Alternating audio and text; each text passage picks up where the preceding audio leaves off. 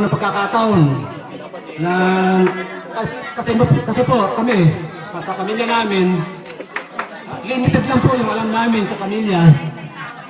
Ngayon po lang po nalaman yung ibang nung araw hindi ko alam na yung mga pamilya ng Quiles na naikukwento sa amin ng matatanda, hindi namin alam yun kasi never na-meet namin kayo.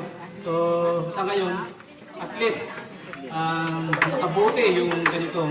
At isa nga pala, malaki pasasalamat sa mga bumuo ng para maibahagi sa ibang miyembro ng pamilya na ipakilala itong mga tao na ito kung saan tayo nagmula.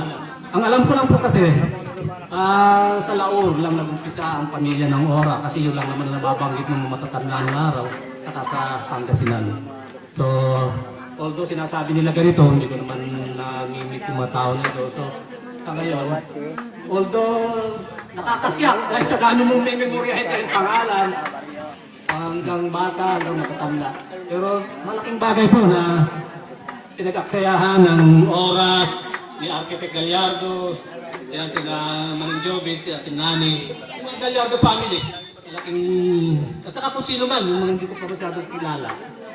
Malaking salamat, pasasalamat din sa inyong lahat.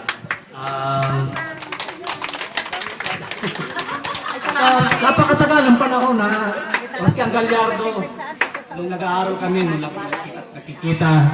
Ngayon nakita ko sila, puro mapuputi na ang buhok, matatanda na, si Kuya Honor. Yan. Hindi ko in-expect na yung mga matatanda nila, wala na rin pala, sila Kuya Piting, sila Kuya Radyo. Maliliit pa kami noon nung nakita namin sila. So, pasensya na kung hindi ko kayo kilala lahat. At maraming salamat sa pagtanggap nyo. Ganun din yung lahat na nakabala sa preparasyon na ito. Maraming salamat sa ngalan ng aming pamilya Santiago Ora. Thank you. Thank you.